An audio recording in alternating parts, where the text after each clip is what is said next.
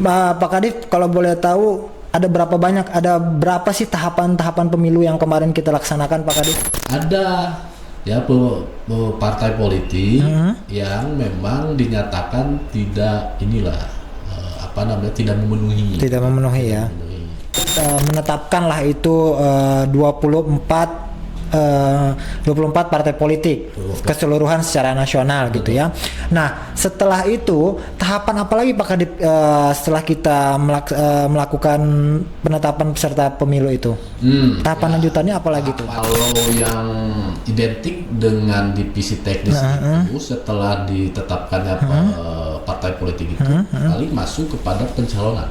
Anggota DPRD itu didaftarkan di KPU kabupaten kotanya. Betul. Kemudian anggota DPRD provinsi itu mendaftarkannya ke KPU provinsinya. Betul. Kemudian DPR juga mendaftarkan langsung ke KPU RI. Betul. Nah, kalau DPD kemana nih Pak Kadip mendaftarkannya? Penyampaian laporan awal dana kampanye itu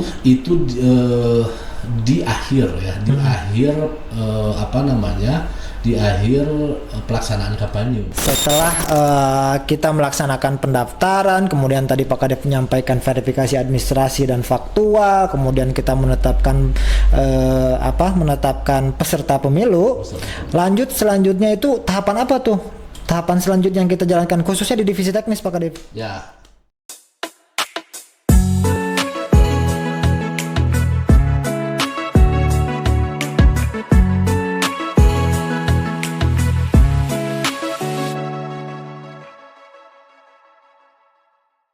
Assalamualaikum warahmatullahi wabarakatuh. Selamat siang semuanya. Apa kabar semua? Balik lagi di kanal YouTube KPU Kabupaten Bandung Barat dalam sesi podcast Ngawangkong Demokrasi. Baik teman-teman sekalian, kali ini kita kehadiran narasumber yaitu Bapak Cep Suryana, yang mana Bapak Cep Suryana ini merupakan anggota divisi teknis Komisi Pemilihan Umum Kabupaten Bandung Barat. Bapak Cep Suryana, apa kabar? Alhamdulillah. Biasa saya sapa Jem ya. Iya, mangga silakan aja Pak. Gimana, sehat? Baik, terima kasih Oke. atas kesempatannya. Siap. Lagi hobi apa nih Pak Kadif sekarang? Saya panggilnya Pak Kadif ya. Oh iya. Lagi hobi apa nih sekarang nih? Hobi ya selain daripada meneruskan ya, baca buku Aduh. gitu kan, kaitannya ya seluk beluk lah kaitan dengan tupoksi kita gitu. Mantap. Sebelumnya saya mau melihat biodata dari Pak Kadif Cep Suryana ini. Beliau merupakan anggota KPU Kabupaten Bandung Barat divisi teknis periode 2022 sampai dengan periode 2028. Sebagai informasi juga bahwasanya memang untuk anggota KPU Kabupaten, anggota Komisi Pemilihan Umum itu memang satu periodenya terdiri dari 5 tahun gitu. Pak Kadif, kemudian Pak Kadif mungkin masih ini ya, bolehlah kita sharing-sharing terkait dengan pemilu kemarin. Bagaimana pengalaman-pengalaman Pak Kadif, baik dari tahapan-tahapan yang telah pernah kita lalui. Pak Kadif, kalau boleh tahu ada berapa sih tahapan-tahapan pemilu yang kemarin kita laksanakan Pak Kadif? Oh, tahapan sebetulnya banyak ya, berdasarkan ketentuan. Kalau misalkan kita ngacu pada undang-undang ataupun PKPU, setidaknya ada 12 tahapan yang yang tersedia. Itu dalam rentang waktu kan, kalau misalkan tahapan itu 20 bulan. 20 bulan. 20 Betul. bulan sebelum hari pelaksanaan. Iya. Dimulai daripada penyusunan jadwal dan program. Iya, Terus betul. masuk kepada pendaftaran partai politik begitu. Terus rekapitulasi pendaftaran partai politik. Terus pemutahiran data seperti itu, masuk nantinya kepada pemungutan dan penghitungan, penetapan begitu. Tapi tidak semua tahapan itu di kita ya. Betul. Maksudnya di divisi kita. Saya sebagai divisi teknis tentunya kalau berbicara tahapan itu dari 12 itu setidaknya ada 6 ataupun 7 tahapan yang menjadi tupoksi saya secara Ada divisian. ada 6-7 tahapan tuh Pak Kadip. Pak Ya. Kadip kalau boleh tahu mungkin apa-apa aja sih Pak Kadip yang memang tahapan-tahapan itu masuk ke ranah divisi teknis gitu Pak Kadip. Pendaftaran partai politik, ya, pendaftaran partai politik, terus masuk kepada pencalonan, ya, pencalonan, terus pemungutan dan penghitungan, terus nantinya kepada penetapan. Itu semua termasuk pada kampanye. Dalam hal ini kampanye yang kita kelola itu dana kampanyenya, ya. Bukan kalau kebetulan kalau untuk kampanye itu kan ada di saudara Denny begitu di divisi sosialisasi. Nah kalau misalkan ke divisi teknisnya itu hanya dana kampanye saja. Jadi tahapan-tahapan itulah yang menjadi tanggung jawab saya sebagai divisi teknis itu. Nah, gini Pak Kadip, tadi Pak Kadip menyampaikan kan kita itu ada pendaftaran apa ya Pak Kadip ya? Pendaftaran partai politik pertama sebelum ditetapkan menjadi peserta menjadi peserta pemilu. Nah, partai politik itu mesti mendaftarkan diri. Oke. Ya, kalau berkaca kepada pelaksanaan di pemilu 2024, dilaksanakan itu di awal tahapan. Di bulan-bulan ketika itu di akhir tahun 2022, walaupun saya ketika itu belum masuk, masih belum masuk. Kebetulan yang menjabat, yang melaksanakan tahapan itu sendiri kan Pak Ripki yang hari ini menjadi ketua. Oke, ya Itu Pak di Ketua bidang. sekarang. Tapi tahapannya itu sudah dilaksanakan dari rentang kan. Kalau pelaksanaan tahapan itu 14 Juni tahun 2022. 22, Itu betul. peluit awal ya. Iya. Peluit awal tanknya itu di Juni 2022. Sampai pelaksanaan 20 bulan itu di 14 Februari 2024. Iya. Lalu begitu pas ketika berakhirnya itu setelah pengambilan sumpah dan janji produk pemilu itu sendiri yang diakhiri oleh pengambilan sumpah presiden dan wakil presiden itu di rentang 28 bulan. Nah, di pendaftaran itu sendiri di 2024 sebetulnya banyak ya, banyak partai politik yang mencoba untuk mendaftarkan diri. Terhitung ada 47 Iya. 47 partai politik Iya. yang mendaftarkan. Lalu kemudian sebetulnya kalau misalkan itu kan hanya 18. Iya. Hanya 18 partai politik Yang yang berhak mengikuti kontestasi di pemilu. iya. Walaupun sebetulnya kalau misalkan dirunut juga awalnya mah 17 ya. Lalu kemudian ditambah satu itu pasca hasil putusan MK. Betul. Ya, karena ada beberapa partai politik yang mengajukan gugatan dan kebetulan gugatannya itu dikabulkan oleh MK sehingga pemilu yang awalnya ditetapkan 17 partai politik plus ya 6 partai lokal Aceh ya menjadi 23 plus 1 jadi total 24 partai politik ya. Baik. 18 plus 6 partai politik daerah yang di Aceh. Oke. Nah, lanjut setelah pendaftaran, kemudian setelah pendaftaran itu ada apa lagi nih prosesnya? Apakah udah aja cukup daftar atau memang ada proses lanjutan gitu dari habis pendaftaran? Apakah diverifikasi terlebih dahulu atau seperti apa tuh Pak Kadip?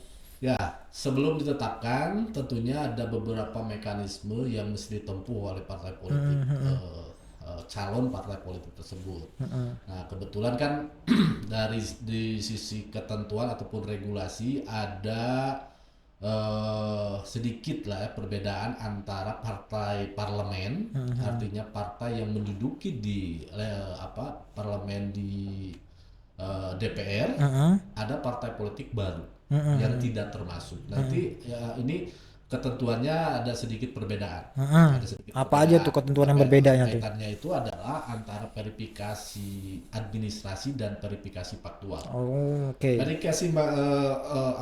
Verifikasi administrasi itu Oke. semua berlaku kepada calon partai politik dari A sampai Z, itu semua yang menjadi calon itu 20 mengikuti 47 ketika itu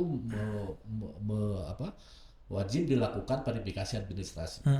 Namun untuk melaju kepada verifikasi faktual setelah dinyatakan lolos verifikasi administrasi, nah, lalu masuk nantinya kepada verifikasi faktual. Betul. Nah, verifikasi faktual ini hanya berlaku untuk partai-partai baru saja. Oh, oke. Artinya berlaku partai yang tidak yang duduk di parlemen itu kebetulan tidak dilakukan verifikasi faktual secara menyeluruh. Artinya pengecekan keanggotaan hanya dilakukan verifikasi administrasi kepengurusan saja. Berarti perbedaan signifikan di situ ya. Perbedaan yang mencolok itu sana memang betul. Oke. Oke, Pak Kadip. Setelah itu kan kita menetapkan lah itu 24 partai politik keseluruhan secara nasional gitu ya. Nah, setelah itu tahapan apa lagi Pak Kadip setelah kita melakukan penetapan peserta pemilu itu? Tahapan lanjutannya apa lagi tuh? Tahapannya tentunya itu penetapan partai politik. Nah, dari penetapan itu sendiri itu berakhir kemarin itu di awal 2023. Ya. Setelah ada putusan MK yang terbaru itu ditetapkan ya 24 partai politik, 18+6, termasuk untuk konteks di Bandung Barat ya ada semua kebetulan 18 partai politik itu yang mengikuti kontestasi. Jadi artinya semua partai politik yang ditetapkan itu ada nih di Bandung Barat. Betul. Ya, termasuk partai-partai yang baru begitu ya. Itu semua ikut berkontestasi di pemilu 2000. Kepengurusannya ada ya Kepengurusannya ada. Karena memang ada di kota kabupaten lain. Walaupun di tingkat nasional itu ada 18, tapi di daerah itu ada yang 16, ada yang 17, itu ada terjadi. Itu karena apa Pak Kadip? Ya memang tidak ada Kepengurusannya, tidak ada kepengurusan. Nah, khusus untuk di Bandung Barat itu semua ada 18-an ini. Berarti spesial Bandung Barat nih Pak Kadip ya? Ya sama dengan daerah-daerah lain, tapi bagian kota kecil, sebagian kecil. Iya. Sebagian kecil itu ada gitu yang diikut kontestasinya yang 16 partai, 17 partai. Nah, kebetulan Bandung Barat itu 18 gitu ya. Oke. Ada. Setelah kita melaksanakan pendaftaran, kemudian tadi Pak Kadep menyampaikan verifikasi administrasi dan faktual, kemudian kita menetapkan peserta pemilu. Lanjut selanjutnya itu tahapan apa tuh? Tahapan selanjutnya yang kita jalankan khususnya di divisi teknis Pak Kadep. Ya, setelah penetapan itu lalu dilakukanlah yang namanya pemutakhiran data, tapi itu konteksnya di divisi lain. Oke. Konteksnya di divisi lain. Nah, kalau yang identik dengan divisi teknis itu setelah ditetapkannya partai politik itu paling masuk kepada pencalonan dalam hal ini pencalonan anggota legislatif. Anggota legislatif. Dimulai dari DPRD kabupaten, DPRD provinsi, DPRD RI gitu, DPR RI dan DPD ya. DPD itu kan lumayan panjang juga. Masa tahapan pencalonan itu lumayan panjang, dimulai dari pendaftaran begitu kan, pendaftaran bakal calon. Walaupun sebetulnya lagi-lagi ketika itu saya belum masuk. Ya, karena kebetulan ini bukan pengetahuan. Selain pandang bahwa saya masuk di KPU itu di Oktober 2023. Itu masanya terakhir mau penetapan. Jadi pas ketika pendaftaran penetapan daftar calon tetap. Ya. Nah, pendaftarannya sendiri saya kebetulan tidak mengikuti, dalam arti masih dikelola oleh Pak Ripki dan Pak Ketua. Namun secara keseluruhan kan memang itu melihat teknis ya. Panjang ya. Tapi misalkan kalau dikerucutkan ada pendaftaran, udah pendaftaran itu masuk ke DCS, daftar Iya, calon sementara sementara, betul. lalu kemudian dari DCT, daftar Iya. calon tetap, Ya. gitu kan? Itu tergantung segmentasinya berarti Pak Kadif ya. Anggota DPRD itu didaftarkan di KPU kabupaten kotanya, Betul, kemudian anggota DPRD provinsi itu mendaftarkannya ke KPU provinsinya, betul, kemudian DPR juga mendaftarkan langsung ke KPU RI. Nah, betul. kalau DPD kemana nih Pak Kadif mendaftarkannya? DPD itu ke provinsi. KPU provinsi ya.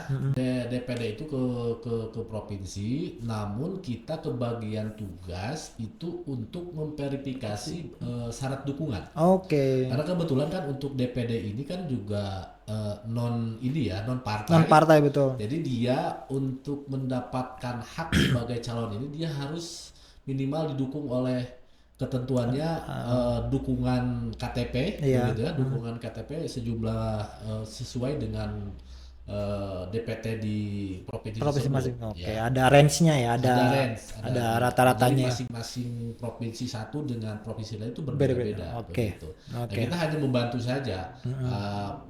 Kebetulan kalau misalkan berbicara masa pencalonan, memang kita fokusnya di pencalonan DPRD kabupaten, Paten, ya, DPRD oke. kabupaten, DPRD provinsi itu di provinsi begitu, DPR RI juga sama, gitu. Kita hanya membantu saja sebagai kepanjangan tangan daripada KPU RI ataupun KPU provinsi. Kemarin kan seingat Pak Kadip masih ingat nih kira-kira nih berapa nih jumlah anggota yang mendaftarkan nih Nah, keseluruhan ya anggota DPRD kabupaten. saya itu tadi saya utarakan, saya masuk itu pas ketika mau penetapan. Penetapan. Penetapan DCT. Jadi DCS dari pendaftaran masuk ke DCS. Pas DCT, nah saya yang menetapkan itu saya. Pas ketika itu saya yang mendaftar. Jadi pas ketika saya mau masuk itu sekurangnya 671 menurut Oh, salah. oke. Ya, 671 671 terbagi calon ya. terbagi 24 terbagi 18 partai ya. 18 partai Iya, iya. ya. Masing-masing ketentuannya kan ini dibagi kepada jumlah jumlah dapil Ya, ya. betul. Jadi segmentasi dapil. Jadi kalau misalkan kan kebetulan untuk KBB sendiri kan terdiri dari 5 dapil. Nah, jumlah kursinya itu Berbeda-beda. berbeda-beda. Nah, kalau misalkan dapil 1 gitu kan itu terdiri dari 11 Kursi. kursi. Nah, si partai itu bisa maksimal 11 kursi. Iya. 11 calon. 11 calon. artinya. Terus yang menjadi perbedaan itu di dapil 5 misalkan. Dapil 5 itu kan hanya 9 kursi. 9 Jadi kursi. dia si partai politiknya itu ada paling maksimal 9 Calon. 9 calon begitu. Bisa didaftarkan. Begitupun di dapil-dapil yang lain juga sama ya. Jadi 50 kursi 50 kursi yang ada di Kabupaten Bandung Barat ini itu masing-masing partai politik juga bervariasi ya. Ada yang memang mencalonkan pool ya sejumlah kursi Kursi, begitu. total Adapun keseluruhan juga, kursi. ya, adapun juga yang memang satu gitu. Oh, oke. Satu dapil hanya cuma Cuman satu satu. calon Iya, yang ada ada, gitu ya. iya. Itu serba-serbi lah. Iya. Itu serba-serbi. Jadi memang menarik juga begitu. Tapi kalau misalkan dibandingkan dengan pemilu-pemilu sebelumnya, antusiasme para calon sebetulnya di 2024 ini memang Tinggi. lumayan naik lah. Gitu Oke. kan. Oke, setelah kita menetapkan calon-calon anggota DPRD, untuk selanjutnya itu apalagi Pak Kadip tahapannya? Ya, setelah ditetapkan sebagai calon DCT lah kalau misalnya Iya, bilang. iya. Makanya nanti kalau di divisi lagi-lagi di divisi teknis itu nanti kebagian tahapannya itu adalah di masa tahapan kampanye. Kampanye, oke. Tahapan kampanye. Walaupun tadi saya singgung bahwa kampanye ini kan ada di rekan kita di divisi Divisi sosialisasi, betul. Begitu. Nah, untuk divisi teknis kita kebagian untuk pelaporan dana kampanye saja. Laporan dan kampanye. Ya, jadi untuk masalah kampanye, jadwal dan sebagainya, ketentuan dan sebagainya ada di divisi sosialisasi. Betul. Nah, di satu sisi juga ada ketentuan, keharusan masing-masing calon dewan ataupun legislatif itu menyampaikan laporan keuangan, ya, laporan keuangan di dalam penggunaan kampanye. Jadi bisa dilaporkan begitu. Dan itu harus betul-betul menggunakan ini ya, apa, profesional ya. Betul. Bukan asal main lapor aja kan begitu. Betul, kebanyakan mereka mengambil jasa akuntan publik. Akuntan publik, Jasa kantor akuntan publik ya. Masing-masing masing-masing partai politik ini juga memang serta merta kita kasih informasi kaitan dengan bagaimana ketentuannya gitu ya, dalam penggunaan dana kampanye, karena memang ini sifatnya menggunakan aplikasi. Oke, Ya, aplikasi ya. ya untuk dana kampanye itu kalau bahasa di kita itu kan ada yang namanya LADK. LADK ya, betul. laporan awal dana kampanye. Nanti ada LPPSDK. Itu masuk nantinya di aplikasi begitu. Iya. Aplikasinya itu SIKADK. SIKADK betul. SIKADK, sistem kampanye dan dana kampanye. Begitu. Nah, itu semua dari ininya disampaikan begitu ya, itu diharapkan sih untuk mendapatkan akurasi ya. Iya. Kenapa kita menggunakan aplikasi ya, diharapkan itu untuk mendapatkan akurasi yang berapa dana kampanye yang digunakan oleh masing-masing calon begitu kan.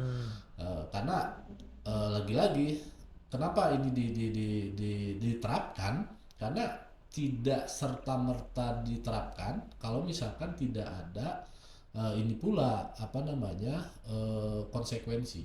Betul. Konsekuensinya apa tuh? Paling terberat itu bisa dicoret. Kalau memang dia tidak melaporkan. Tidak melaporkan, apalagi menyampaikan informasi yang salah. Palsu, iya. gitu ya. Tidak sesuai ya. Itu tidak sesuai.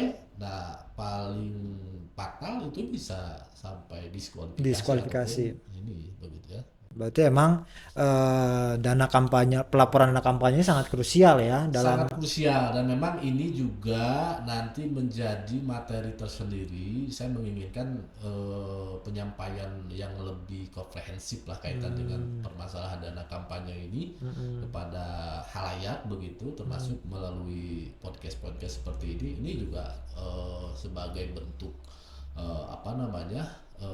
pelajaran ke depan, begitu ya. Supaya, karena kebetulan hasil daripada pelaporan dana kampanye kemarin di pemilu 2024 ini ada ya partai politik yang memang dinyatakan tidak tidak memenuhi ya. Ya, gitu. Mohon maaf tidak bisa saya sampaikan partai apa. Oke, selanjutnya setelah kita melalui proses pelaporan dana kampanye, kemudian ngapain lagi nih kita divisi teknis nih? Ya. Setelah itu penyampaian laporan awal dana kampanye itu di akhir ya, di akhir pelaksanaan kampanye. Nah, otomatis setelah kampanye itu selesai, masuklah yang namanya masa tenang ya. Tentunya setelah kampanye, kebetulan kemarin itu kan 75 hari ya. 75 hari kampanye ya. Kampanye gitu kan, diakhiri dengan masa tenang. Berapa hari masa tenang Pak Kadep? 3 hari ya. 3 hari. Nah, itu 3 hari ya, terhitung mungkin kemarin dari 11, 12 dan 13 Februari. Betul. Nah, setelah itu, setelah masa tenang, lalu masuklah kepada, saya bilang, jantungnya pemilu. Jantungnya pemilu itu adalah pemungutan suara, ya, pemungutan dan lalu kemudian penghitungan suara. Puncak dari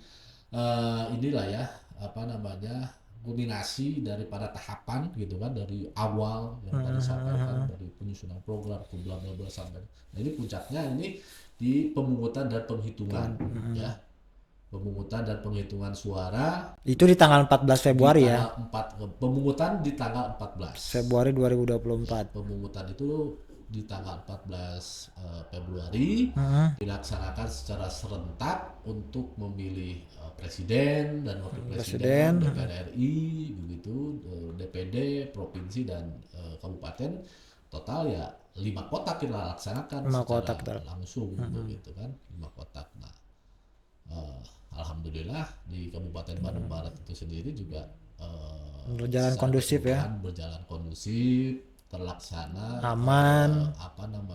terkondisikan begitu, dalam arti tidak ada kejadian-kejadian yang apa namanya Tidak ada riak-riak lah inilah, yang bisa. tidak ada kejadian yang fatal.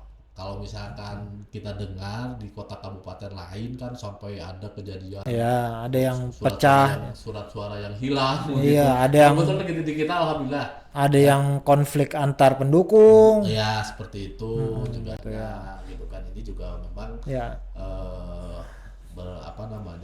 berkat semua koordinasi kita baik internal dan eksternal ya, pihak kepolisian, TNI, pemerintah daerah gitu kan. Alhamdulillah pelaksanaan daripada pemilu 2024 khususnya di pemungutan begitu alhamdulillah berjalan. dan kondusif, aman dan nyaman ya. Kemudian setelah kita melakukan pemungutan suara di 14 Februari itu kan seingat saya tuh mulai dari jam 7 ya, dari jam 7 pagi Pak Kadip ya, pemungutan itu sampai dengan jam 12. Jam 1. Jam 1. Selanjutnya ngapain lagi nih Pak Kadip? Jam 1 pemungutan ya, jam 1 pemungutan, jam 7 sampai jam 1 lah pemungutan, lalu kemudian itu masuk kepada tahapan penghitungan. Penghitungan suara. Oke. Tahapan penghitungan sendiri ada di sampai ke kita itu ada 3 ya. Pertama penghitungan di TPS. TPS. Kedua penghitungan rekapitulasi di kecamatan. Lalu kemudian ada di penghitungan rekapitulasi di tingkat kabupaten. Itu penghitungan di TPS oleh siapa Pak Kadip?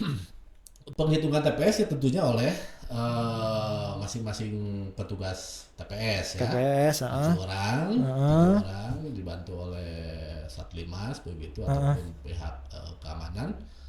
Nah, kaitan dengan ketentuannya itu sendiri khusus di pemilu itu bisa kan ketentuannya di hari yang sama. Di hari yang sama, Di betul. hari yang sama ya di dalam Di hari yang sama dengan pemungutan. di hari yang sama dengan pemungutan. Itu bahasa ketentuan di undang-undang. Kalau ada di ketentuan di PKPU itu bisa gitu kan ditambah 12 jam ya. 12 jam setelah hari yang sama itu sendiri. Jadi artinya penghitungan di TPS itu bisa maksimal berakhir pukul 12 siang. 12 siang. Di tanggal 15 Februari. Februari, betul. Ya. Gitu kan? Karena kan dari jam 1 tanggal 14 mulai dihitung karena memang jumlah surat suara ataupun ya jumlah kotaknya 5 ditambah pula dengan jumlah pemilih di dalam satu TPS itu juga kan untuk di pemilu itu 300 ya. 300 artinya kalau misalkan dikali rata-rata 300 kan, ya kalau misalkan dikali 5 berarti kan sekitar 1.500. betul. Nah, ini bisa di dalam ketentuannya itu bisa maksimal ditambah 12 jam setelah hari yang sama, dalam arti bisa dilaksanakan tanggal ataupun jam 12 siang. Jam 12 siang di tanggal 15. Oke. Tapi alhamdulillah juga kemarin semua TPS yang kita miliki kebetulan kan di pemilu kemarin di Bandung Barat itu ada 5.088 TPS. 5.088. Ya, 5.088 TPS. Itu bisa selesai itu di rata-rata kalau misalkan dirata-ratakan ya. Kalau dirata-ratakan itu jam 8 pagi. Jam 8 pagi tanggal 15 itu 15 sudah selesai. selesai semua. Sudah close, sudah bahkan sudah ada teman-teman TPS itu yang menggeserkan kotaknya itu ke Kecamatan. di PPS dulu ya. Oh, di Di PPS. Oke, PPS lalu kemudian nanti disampaikan kepada Kecamatan. kecamatan begitu. Relatif tahapan penghitungan, pemungutan dan penghitungan itu bisa dilaksanakan oleh teman-teman TPS itu selesai dengan ketentuan lah. Ya, Selanjutnya dari TPS lanjut penghitungan di lalu kemudian di penghitungannya rekapitulasi itu di kecamatan. kecamatan, Ya, rekapitulasi. kecamatan. Nah, untuk kecamatan itu ketentuannya bisa dilaksanakan maksimal 20 hari. 20 hari di 20 tingkat hari kecamatan. untuk pemilu ya. Untuk pemilu, iya. Ya, karena memang ini lagi-lagi karena jumlah kotaknya yang banyak begitu kan 5 kotak terus apalagi kalau misalkan skup kecamatan ini kan ada juga kecamatan terbanyak itu terbesar itu di Lembang itu sampai 160.000 gitu 60, ya. iya. Kalau misalkan dikali 5 berapa gitu Iya, kan ya itu kan membutuhkan waktu yang panjang begitu ya.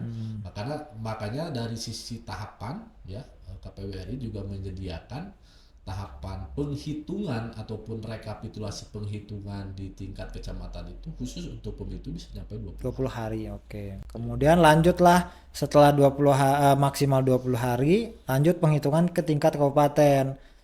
Ya, Di tingkat kabupaten itu berapa hari itu Pak Kadip? kalau di kabupaten itu karena memang untuk secara teknis kan sudah bisa dikatakan kompres ya, dalam arti sudah tinggal membacakan rekapnya saja sebetulnya.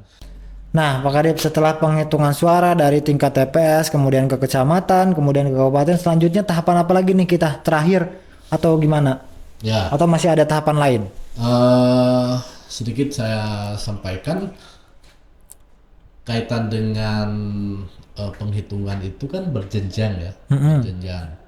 Nah ini mulai dari TPS ke kecamatan ke kabupaten itu kan lanjut sebetulnya ke provinsi. Untuk Provinsi untuk pengesahan di provinsi. itu untuk apakah semua kotak atau enggak atau gimana? Yang kalau sebagai peserta ya diikut sertakan, tapi penetapannya ini kalau untuk di TPS kan semua surat suara disahkan di TPS, ya. Termasuk juga di kecamatan juga disahkan semua. Terus di kabupaten juga kan semua 5 kotak begitu. Nah lalu nantinya masuk ke provinsi itu kan yang kabupatennya itu sudah tidak diikutkan. Sudah diikutkan, Ya, berarti hanya ada 4 begitu 4, ya. oke. Ada 4 begitu. Ada 4 jenis surat suara yang disahkan di provinsi. Lalu kemudian nantinya disahkan pula di RI itu juga tinggal sisa 3. Sisa 3 DPRD provinsinya provinsinya sudah disahkan betul. oleh ini. Itu tahapan ataupun jenjang-jenjang penetapan itu rekapitulasi itu memang panjang ya, karena lagi-lagi bahwa untuk mendapatkan hasil yang klimak dalam arti produk dari pemilu itu juga memang lumayan panjang kaitan dengan pelaksanaan tahapan ini, termasuk juga di dalam tahapan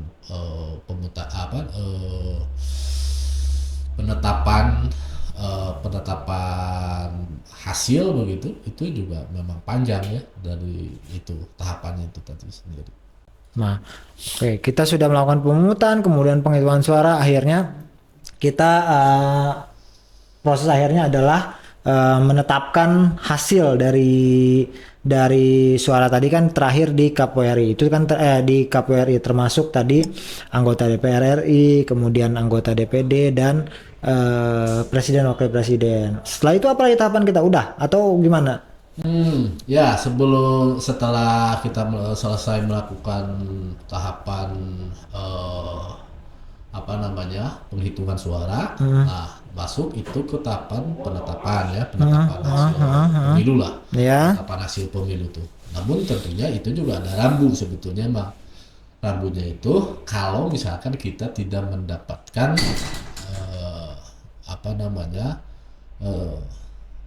sengketa Oke, gugatan, oke, gugatan permohonan, oke, permohonan di MK.